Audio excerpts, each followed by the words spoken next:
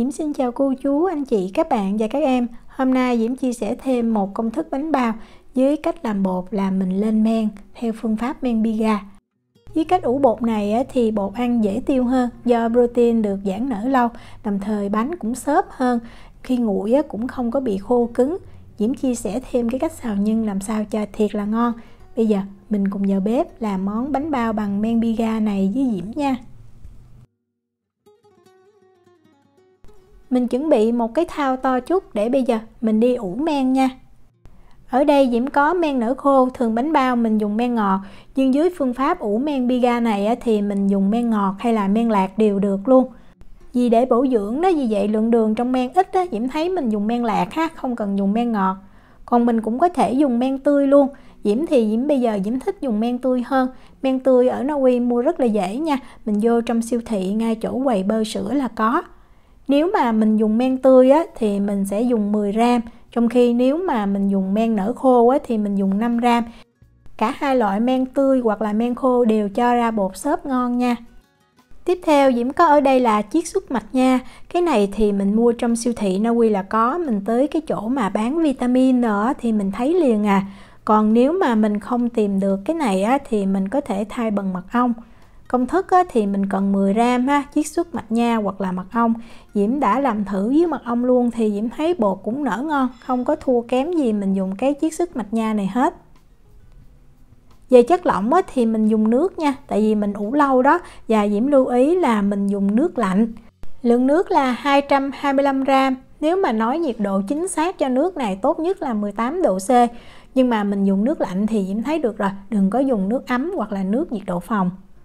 Rồi mình dùng cái cây quết bột nè, mình tán cho men nó tan ra. Nếu mà mình dùng men khô đó, mình cũng cho men vào đây và mình khuấy cho men nó tan đều hết ha. Tại vì bột mình trộn rất là nhanh.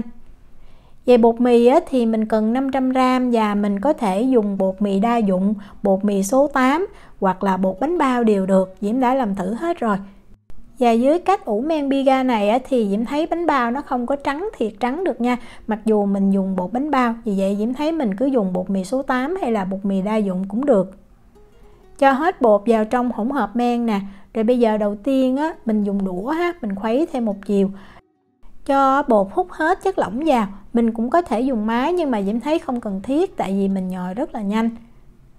Đó, khi mà mình thấy là bột đã hút hết chất lỏng rồi thì lúc này mình đeo bao tay hoặc mình dùng tay không cũng được, nhưng lưu ý mình rửa sạch nha. Rồi mình nhồi cho bột tạo thành một khối, hoặc là khi mà mình nhìn vào mình phải thấy là bột nó hút, nó ẩm, nó không có bị khô, không còn cái bột trắng nha. Và như mình thấy ở đây, cái bột này nó phải khô chứ nó không có mềm hoặc là nó nhão ha. Bột khô như vậy thì mới đạt, nhưng mà khi mà bột ủ đủ thì mình thấy nó sẽ mềm ẩm hơn rất là nhiều. Đó, mình bóp, mình tạo thành một khối và mình thấy ở đây nè, bột nó đã hút ẩm ha, nó không còn cái bột khô hay là bột trắng đó. Như vậy là được nha, không có cần phải nhồi lâu đâu. Rồi bây giờ mình sẽ xé bột ra thành từng cục bằng một trái chanh nhỏ đó là được. Mình chia bột nhỏ ra như vậy để khi mà mình nhồi bột lần 2 mình cho dầu và mình cho thêm chất lỏng thì bột nó sẽ dễ dàng hút ẩm hơn. Đó, mình chia hết ra như vậy. Rồi mình dùng màng bọc thực phẩm mình đậy kín lại và mình để bột này ở nhiệt độ phòng trong thời gian từ 6 cho tới 8 tiếng. Và nhiệt độ phòng là 21 độ C. Còn nếu mà nhiệt độ phòng nóng hơn 21 độ C thì mình phải cất vào trong ngăn mát tủ lạnh và mình ủ ít nhất là qua đêm hoặc là 24 tiếng là tốt nhất. Trong thời gian này thì Diễm đi chia sẻ cách làm nhân bánh. Đầu tiên mình có 5 gram nấm mèo. Rồi mình cho nước ở nhiệt độ phòng vào và mình ngâm nấm mèo này. Thời gian rất là nhanh chừng 15 cho tới 20 phút à. Tiếp theo Diễm có 30 gram bún tàu. Nếu mà mình không có bún tàu mình có thể dùng miếng nha. Bún tàu thì Diễm dùng hiệu này. Và mình dùng nước lạnh để mình ngâm bún tàu cho nở nha. Thời gian thì cũng bằng với thời gian mình ngâm cái nấm mèo thôi. Lưu ý là mình dùng nước lạnh để mình ngâm bún tàu, không có dùng nước nóng thì bún tàu nó nở mềm quá không có ngon nha. Về thịt thì Diễm dùng thịt heo xay sẵn cho tiện. Và công thức này mình cần 400 gram, lượng mỡ thịt heo xay này là 9%. Nếu mà mình thích cái nhân nó mềm, nó béo hơn nữa thì mình tăng cái lượng mỡ lên. Diễm lấy một cái nồi nè, rồi Diễm cho 400 gram thịt heo xay vào trong nồi. Thì để cho thịt mềm cái nhân không bị khô á, mình có thể cho thêm 1/2 muỗng cà phê bột nổi hoặc là muối nở. Diễm thì Diễm thích dùng bột nổi hơn, muối nở thì nó hay có mùi đó, cái này là tùy mình thích nha. Rồi mình cho thêm vào đây 500ml nước, rồi mình trộn thịt ra cho đều và mình để cho thịt ngâm trong nước này 15 phút là mình mang mình đi nấu được.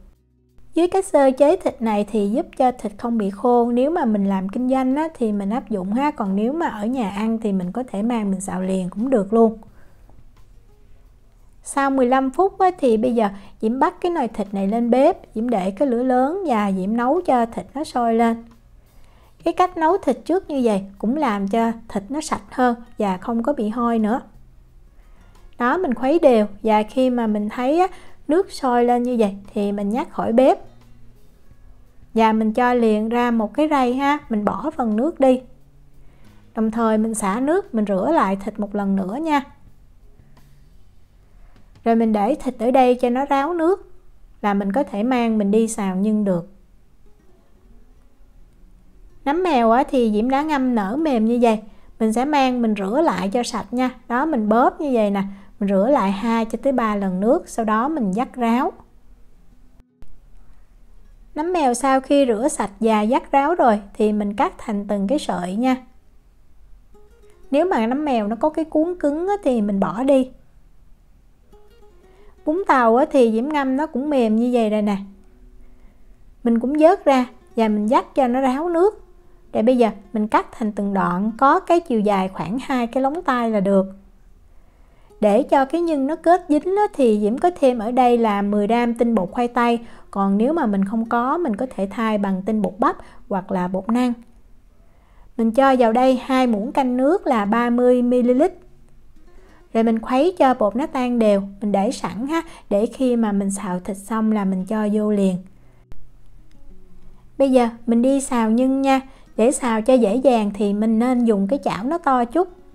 Diễm cho vào đây 2 muỗng canh dầu ăn. Và mình có thêm 150g hành tây mình cắt hạt lựu ha, là một củ hành tây đó. Khi xào nhân này á, thì mình bật cái lửa lớn nhất nha. Mình đảo đều cho tới khi mình thấy dầu sôi và hành tây bắt đầu vừa thơm là được nha. Thì mình lấy 2g tiêu đen á, mình cho vào liền. Mình cho tiêu xào chung với hành như vậy giúp cho cái nhân nó thơm hơn rất là nhiều. Đó, mình đảo đều khoảng chừng 10 cho tới 15 giây ha. Thì mình mới lấy nấm mèo hồi nãy mình cắt sợi đó, mình cho vào. Mình luôn giữ cái lửa lớn nha. Rồi mình tiếp tục mình đảo thiệt là đều khoảng thêm 10 cho tới 15 giây nữa. Như vậy cho nấm mèo nó chín và nó thơm. Thì mình lấy thịt xay á, mình đã chần sơ để ráo nước mình cho vào luôn. Vẫn giữ cái lửa lớn. Bây giờ mình đảo thêm khoảng 10 giây tránh cho hành và nấm mèo bên dưới nó bị cháy đó. Đó, khi mà mình đảo đều rồi thì bây giờ mình nêm nha. Diễm cho vào 4g muối là 2/3 muỗng cà phê. 3g đường là 2/3 muỗng cà phê. 4g bột nêm gà là 1 muỗng cà phê. Và mình cho 20g dầu hào là 1 muỗng canh. Rồi mình đảo thiệt là đều ha. Mình dùng lửa lớn nha, mình xào để cho thịt nó thơm hơn. Nếu thịt ra nước á, thì mình cứ đảo, mình đảo cho tới khi mà mình thấy á, đó, nó khô ráo cái chảo như vậy. Như vậy thì cái nhân nó mới thơm. Thì lúc này mình sẽ hạ xuống lửa trung bình nha. Lúc nãy Diễm đang để bếp số 9 thì bây giờ Diễm sẽ hạ xuống số 6 để mình cho bột vào. Mình khuấy bột đều hết ha và mình rải đều lên trên nhân. Mình hạ xuống lửa nhỏ như vậy để cho cái bột nó được chín đều hơn. Mình để lửa lớn thì mình đảo khó đều lắm. Rồi Diễm lấy cái cây quýt bột nè, mình đảo cho nó dễ. Trộn thiệt là đều lên thì mình thấy bắt đầu nhân nó dẻo hơn và nó kết dính nè. Mình xào đúng và cho bột vừa đủ thì nhân nó kết dính, giữ được cái độ ẩm, nhưng mà khi mình ăn á, thì không có cảm nhận bột đâu, rất là ngon. Khi mà mình thấy nhân nó dẻo như vậy thì mình nhắc khỏi bếp, rồi mình lấy liền cái bún tàu hồi nãy mình đã cắt nhỏ đó, mình cho vào và mình trộn lên cho thiệt là đều. Lúc mà mình trộn bún tàu vào trong nhân như vậy thì nó vừa hút cái lượng nước dư trong nhân, đồng thời á cái nhân nó còn nóng thì cái bún tàu nó cũng chín luôn. Đó, mình thấy sữa bún tàu nó đã trong hơn. Để cho nhân thơm hơn á, thì Diễm có thêm 20g hành phi. Nếu mà mình không thích mình có thể bỏ qua, nhưng mà bánh hấp á, thường Diễm thấy mình cho hành phi vào như vậy cái nhân nó mới thơm. Trộn lên cho đều một lần nữa và mình mang nhân mình chia liền luôn nha. Tại vì Diễm thấy nhân nó còn nóng như vậy đó, mình chia mình bóp á, cái nhân nó sẽ kết dính được dễ dàng hơn. Mình chia nhân ra làm 15 phần bằng nhau và mỗi cái viên nhân là 40g. Mình cân đi cho nó chính xác nha, và nó đều nữa. Đó, mình bóp thiệt là chặt cho thịt á nó kết dính lại. Vừa bóp á mình cố gắng á, mình bóp làm sao cho nó tròn là được. Đó, nhưng nó còn nóng thì mình xe rất là dễ. Như vậy là xong. Đây là 15 viên nhân ha. Nếu mà chưa làm liền thì mình lấy đồ mình đậy kín lại ha. Bây giờ quay trở lại với bột xem nở như thế nào rồi nè. Cái này là Diễm đã để ở nhiệt độ phòng được 7 tiếng ha. Nhiệt độ nhà Diễm là 21 độ C. Lúc mà mở ra thì mình thấy cái mùi rất là thơm ngọt, kiểu như là cơm rượu luôn đó. Và mình xem bột nó phải nở lên như vậy nè, nó nở xốp. Mình cầm lúc này bột không còn khô nữa mà rất là dẻo và ẩm. Đó. Rồi bây giờ mình đi nhồi bột lại nha. Diễm nhồi bằng máy cho nó tiện. Thì như hồi nãy Diễm có nói đó, mình xé bột ra từng miếng, thì bây giờ mình cũng cầm những miếng bột đã xé mình cho vào như vậy để cho nó hút cái chất lỏng được dễ dàng hơn. Mình thêm vào đây 3g muối, nên dùng muối nhuyễn nha. 30g đường cát và mình cũng dùng đường cát nhuyễn. Để tạo độ thơm béo cho vỏ bánh á, thì Diễm có 45g kem tươi, mình cũng có thể thay bằng nước cốt dừa nha. Và mình có thêm 40g dầu ăn hoặc là 40g mỡ heo đều được. Rồi bây giờ mình mang bột mình đi nhồi. Diễm nhồi bột á, thì Diễm để cái số 1, máy Diễm có 6 số và công suất là 1700W. Nếu máy nhồi bột của mình công suất thấp hơn thì mình có thể để số 2 hoặc là số 3. Như mình thấy ở đây, tại vì bột nó đã nở, vì vậy khi mà mình cho chất lỏng hoặc chất béo vào nó khó hút hơn. Vì vậy á, nhồi khoảng chừng 30 tới 45 giây mình nên ngưng, rồi mình dùng cái cây quết bột nè, mình đẩy bột lại như vậy để cho máy á, nhồi bột được dễ dàng hơn. Diễm làm như vậy cũng 2 tới 3 lần á, thì bắt đầu mình thấy á, bột nó kết dính lại là được. Từ lúc bột kết dính lại như vậy thì mình nhồi thêm khoảng từ 5 tới 8 phút là bột nhồi đạt. Tại vì mình làm bánh bao mà, mình không có cần nhồi lâu. Nhưng mà dưới cái cách làm men pizza này á, thì Diễm thấy á, protein nó giãn nở rất là dễ dàng. Diễm nhồi có 5 phút thôi mà bột bánh bao nha, mà kéo màng được luôn.